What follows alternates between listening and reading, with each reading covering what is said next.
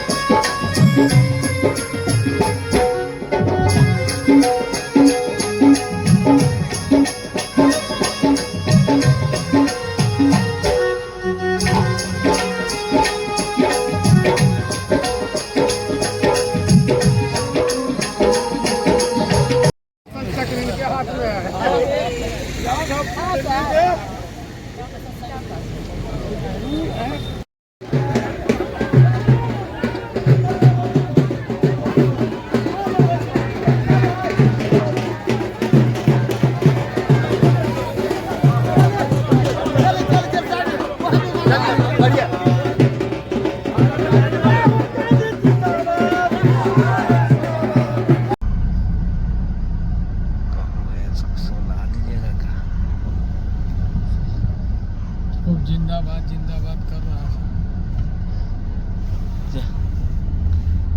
12 से हम लोग घर घर में झंडा लगाने का काम करें और ये लड़ाई कहीं और से नहीं, ये गया की धरती से आपको लड़नी होगी। इसलिए मैं आपसे कहना चाहता हूं, आने वाली पीढ़ी के लिए हमको आपको लड़ना होगा। इसलिए जाति जनगणना इस देश में आजादी का ऐलान है, दूसरी आजादी का ऐलान है।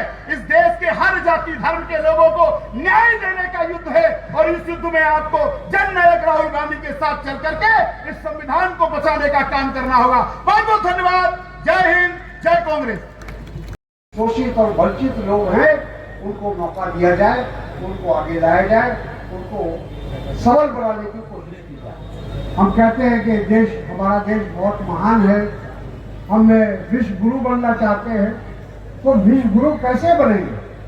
विश्व गुरु हम तभी बनेंगे जब समाज के हर वर्ग को मौका मिलेगा, अवसर मिलेगा, आगे बढ़कर काम करने का एक मौका मिलेगा, तभी जाकर हमारा देश सही मानों में विश्व गुरु बन सकता है। हमको एक एक जाति को, एक एक व्यक्ति को देखना होगा। जो गांधी जी कहा करते थे कि जब भी कोई योजना बनाई जाए तो हमेशा इस बात का ध्यान रहे कि जो सबसे अंतिम पायदान पर बैठा है जो व्यक्ति, उसको सामने रखकर योजना बनानी चाहिए, हमारी प्लानिंग होनी चाहिए। तो उसी तरह उसी को राहुल जी एक अमली जामा पहनाने की कोशिश कर रहे हैं। दूसरा, जो पहलगाम में जो कुछ हुआ बहुत ही अफसोसनाक, दर्दनाक, और उसकी भी हम लोगों ने भर्त्सना किया और हम लोगों ने सरकार को कहा कि कांग्रेस पार्टी और सारा विपक्ष उनके साथ खड़ा है और वो उन आतंकवादियों को जब तक उनको जवाब नहीं देंगे तब तक हमें शांति नहीं मिलेगी। उनको उन आतंकवादियों को किसी भी तरह उनकी पहचान करके उनको उनके अंजाम तक पहुंचाने का काम करना चाहिए। ये हम लोग केंद्र सरकार से, नरेंद्र मोदी जी से और उनके गृह मंत्री अमित शाह जी से उम्मीद करते हैं कि वो जल्द से जल्द उन आतंकवादियों को उनके अंजाम तक पहुंचाने का काम करें। तो ये दो मुद्दे थे कल के वर्किंग कमेटी में और ये दोनों मुद्दे बहुत ही महत्वपूर्ण हैं। मैं आपका ज़्यादा समय नहीं लूँगा, मैं इतना ही कहूँगा कि बिहार के अंदर भी आने वाले समय में एक लंबी लड़ाई हमको लड़नी है। कांग्रेस पार्टी को लड़नी है, विपक्ष को लड़नी है। यहाँ जो सत्ता में बैठे हैं लोग, नीतीश कुमार जी, वो 20 साल से वो इस प्रदेश के मुख्यमंत्री हैं। एक गठबंधन की सरकार 20 साल से यहाँ चल रही है और उसका अंजाम क्या है, उसका परिणाम क्या है? आज बिहार की क्या स्थिति है? आज अगर आप देखिए, गौर करिए जाति धर्म चीजों से ऊपर उठकर अगर आप सोचिए, अपने बच्चों का भविष्य सोचिए और देखिए कि किस तरह से यहाँ जो होना चाहिए था 20 साल में बिहार की तस्वीर बदल जानी चाहिए, 20 साल में बिहार का चित्र बदल जाना चाहिए था, बिहार का विकास होना चाहिए था।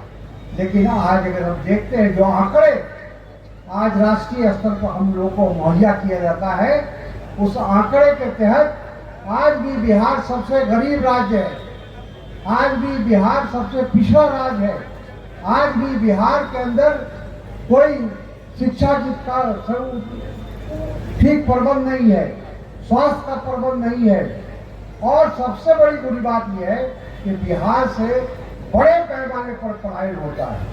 बड़े बड़े शहरों में, बड़े बड़े नगरों में हमारे जो बेचारे छोटे किसान हैं, जो भूमिहीन किसान हैं, जो मजदूर है, वो वहाँ जाते हैं। वहाँ जाकर उनको बेइज्जती भी सहनी पड़ती है, अपमानित भी होते हैं, लेकिन अपनी रोजी कमाने के लिए, अपने बच्चों का परवरिश करने के लिए, अपने परिवार का परवरिश करने के लिए उनको दर की ठोकर खानी पड़ती है। तो ये नौबत क्यों आई?